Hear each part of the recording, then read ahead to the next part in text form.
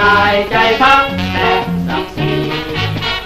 เราต้องเป็นเราผู้โลกีให้มามีมันต้องตายงานฟ้าแดนดินดินเขตน้ำชาติใดโลกลับยังตำนายทักฟ้าอาสาสู่ข้าใจบ่ยอมให้ใครบุกแผ่นดิน